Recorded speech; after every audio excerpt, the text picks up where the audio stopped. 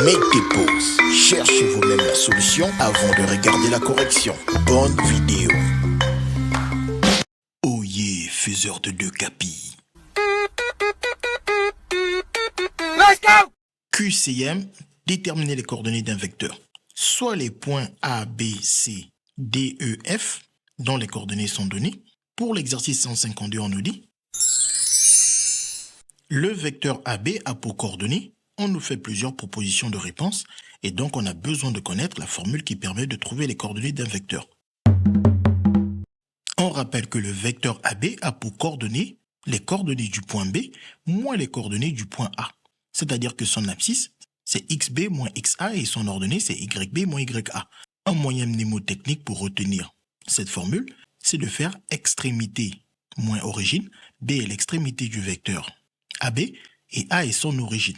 On peut aussi dire que B est la fin et A est le début, donc on fait fin moins début. Nous allons appliquer cette formule pour trouver les coordonnées du vecteur AB. Pour trouver les coordonnées du vecteur AB, on commence par écrire les coordonnées du point B, qui est la fin de notre vecteur ou l'extrémité de notre vecteur. Ensuite, on met des moins, puis on écrit les coordonnées du point A, qui est l'origine de notre vecteur ou le début de notre vecteur. Bien évidemment, s'il y a deux moins, on met des parenthèses pour séparer ces deux moins. Et on n'oublie bien évidemment pas de fermer la grande parenthèse. Ensuite, on n'a plus qu'à effectuer les calculs. On obtient que le vecteur AB a donc pour coordonnées moins 5, 11. En effet, moins 2, moins 3 donne moins 5. Moins 6 donne plus 6. Avec le 5, 5 plus 6 nous donne 11. On n'a plus qu'à regarder parmi les réponses proposées pour voir que la bonne réponse est la réponse B. Et comme les coordonnées d'un vecteur sont uniques, on peut donc dire que par unicité des coordonnées d'un vecteur, les autres réponses ne sont pas des bonnes réponses.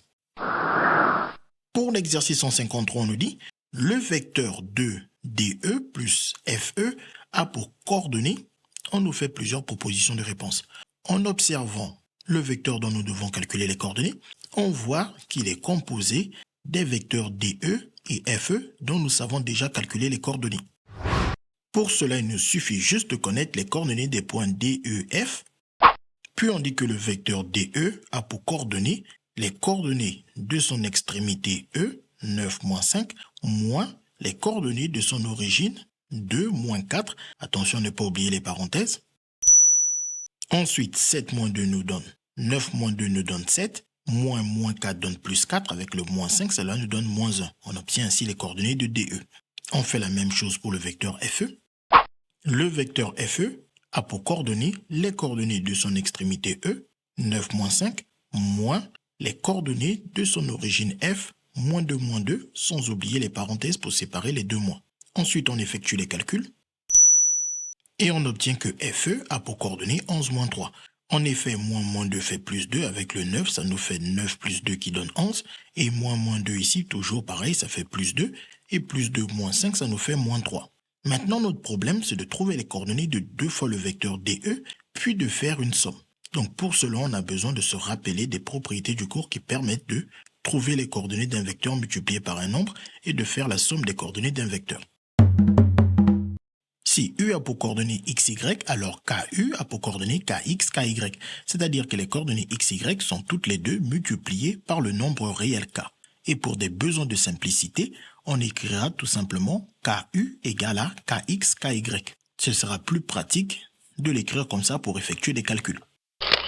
Si deux vecteurs U et V ont pour coordonnées respectives XY, X', Y', alors leur somme aura pour coordonnées la somme des coordonnées, c'est-à-dire la somme des abscisses X plus X' et la somme des ordonnées Y plus Y'.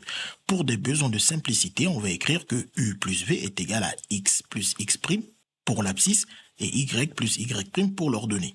Donc, en appliquant ces formules ici, pour trouver les coordonnées de notre vecteur, on a que le vecteur 2 fois DE plus FE est donc égal à 2 fois ces coordonnées du vecteur DE que nous avons trouvé, 7 moins 1, plus les coordonnées du vecteur FE que nous avons aussi trouvé.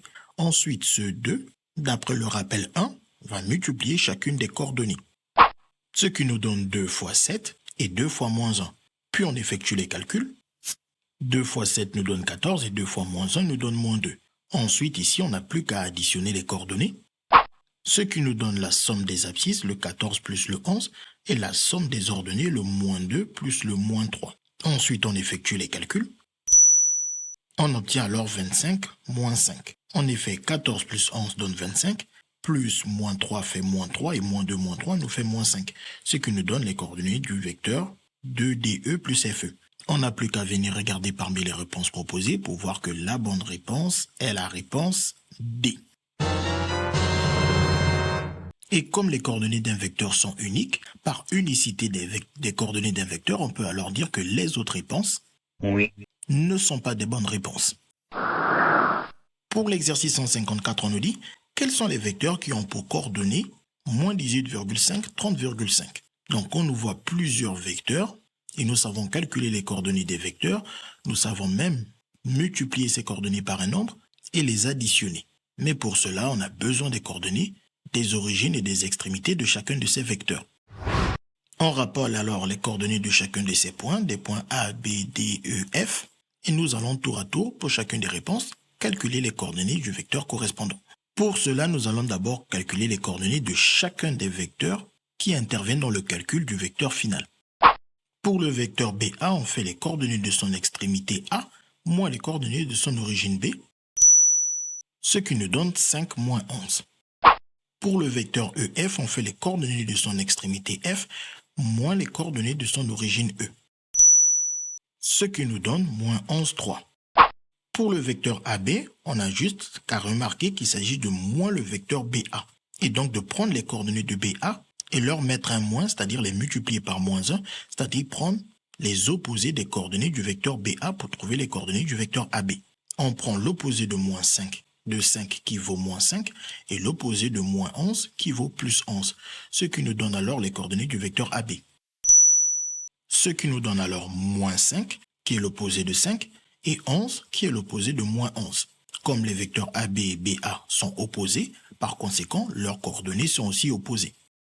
Pour le vecteur BD, on fait les coordonnées de son extrémité D moins les coordonnées de son origine B, ce qui nous donne 4 moins 9. Une fois qu'on a les coordonnées de ces vecteurs, on va maintenant pouvoir calculer les coordonnées de nos vecteurs ici. On commence par la A, on remplace chacun des vecteurs par ses coordonnées, puis on applique nos règles de calcul. On peut bien évidemment appliquer toutes les règles en une fois, c'est-à-dire qu'on sait que 1/2 multiplie chacune des coordonnées, moins 2 multiplie chacune des coordonnées, puis on n'a plus qu'à additionner, plus moins 2 ça fait moins 2. Donc finalement, pour la première coordonnée, ça nous donne 1/2 fois 5, moins 2 fois moins 11. Et pour la deuxième coordonnée, ça nous fait 1/2 fois moins 11, moins 2 fois 3. Et ensuite, on effectue les calculs à la main ou à la calculatrice, ce qui nous donne 24,5 moins 11,5. Et donc, on peut dire que les coordonnées de notre vecteur de la réponse A ne correspondent pas à nos coordonnées moins 18,5, 30,5. Par conséquent, la réponse A n'est pas une bonne réponse. Pour la réponse B, on va faire exactement la même chose.